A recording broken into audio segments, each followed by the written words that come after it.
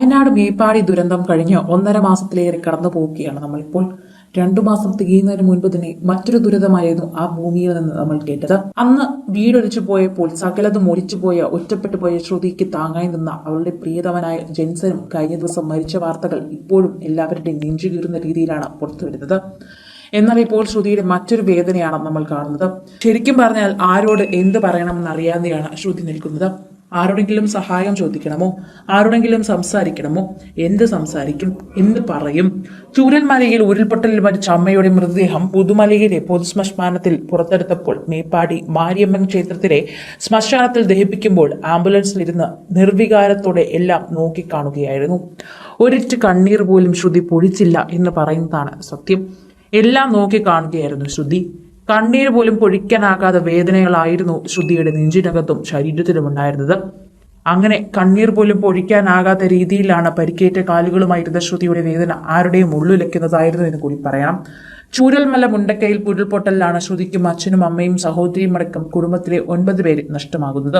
പിന്നാലെ ദുരന്തമുഖത്ത് താങ്ങായി നിന്ന് തന്റെ പ്രിയപ്പെട്ട ജെൻസനെയും കൂടി നഷ്ടമായപ്പോൾ ആശുപത്രിയിൽ ചികിത്സയിലിരിക്കവേ അമ്മയുടെ മൃതദേഹം പുതുമലയിലെ കുഴിമാടത്തിനടുത്ത് ഹൈന്ദവാചാരപ്രകാരം ദഹിപ്പിക്കണമെന്ന് ശ്രുതി സിദ്ദിഖ് MLA ആവശ്യപ്പെടുന്നത്. വൈറ്റ് ഗാർഡിന്റെ സഹായത്തോടെ കുഴിമാടത്തിൽ നിന്നെടുത്ത മേപ്പാടിയിൽ മാരിയമ്മ ക്ഷേത്രത്തിന്റെ ശ്മശാനത്തിൽ ഐവർ മാടത്തിൽ സഹായത്തോടെയാണ് അമ്മയും മൃതദേഹം ദഹിപ്പിച്ചത്. കൽപ്പറ്റയിലെ സ്വകാര്യ ആശുപത്രിയിൽ സ്ട്രെച്ചറിൽ കിടത്തിയ ആംബുലൻസിലാണ് ശ്രുതിയെ ശ്മശാന പരിസരത്തേക്ക് കൊണ്ടുവന്നത്. 2 കാലിനും സർജറി ആയതുകൊണ്ട് തന്നെ എഴുന്നേറ്റ് നിൽക്കാനോ അധികം നേരം നിന്ന് പ്രാർത്ഥിക്കാനോ പോലും ശ്രുതിക്കായില്ല. ശസ്ത്രക്രിയ നടത്തിയതിനാൽ തന്നെ ശ്രുതിക്ക് നടക്കാനുമാകില്ല. ജെൻസന്റെ പിതാവ് ജയനും ശ്രുതിക്ക് ഒപ്പമുണ്ടായിരുന്നു. ചുഴൽമല ഉരുൾപൊട്ടലിൽ അച്ഛൻ ശിവണ്ണൻ, അമ്മ സബിത, സഹോദരി ശ്രേയ എന്നിവരുൾപ്പെടെ 9 ബന്ധുക്കളെയാണ് ശ്രുതിക്ക് നഷ്ടമായത്. ഈ മാസം 10-ന് കൽപ്പറ്റയിലെ വാടക വീട്ടിൽ നിന്നും ലക്കിടിയിലേക്ക് പോവുകയാണ് ജെൻസനും ശ്രുതിയും ബന്ധുക്കളും സഞ്ചരിച്ചിരുന്ന വാന് ബസ്സിലിടിച്ച് അപകടമുണ്ടായത്.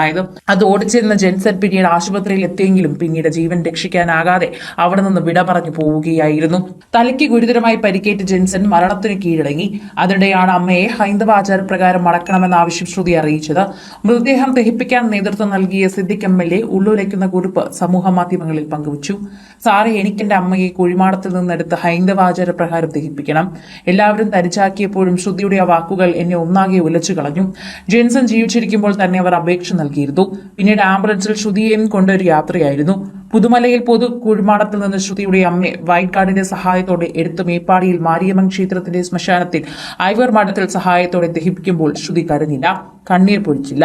ശ്രുതിയുടെ അമ്മയെ കുഴിമാടത്തിൽ നിന്ന് എടുക്കവേ അരികത്ത് തലയിൽ കൈകൊടുത്തിരുന്ന ജെൻസന്റെ അച്ഛൻ വല്ലാത്ത നോവായിരുന്നു. വിഷ്വൽ ലാംഗ്വേജിലെല്ലാം നിങ്ങൾക്ക് കാണാം. മുസ്ലിം പള്ളിയുടെ ഖബറിൽ നിന്ന് ചർച്ചിലേക്കും പിന്നീട് അവിടേക്കും പുതുമലയിലെ പൊതുശ്മശാനത്തിലേക്കുമൊക്കെ പോവുകയാണ് ഇപ്പോൾ ശ്രുതിയുടെ അമ്മ. ശ്രുതിയുടെ അമ്മയുടെ കാഴ്ചകൾ കണ്ട് എല്ലാവർക്കും ഇപ്പോൾ നൊമ്പരമായി മാറുകയാണ്.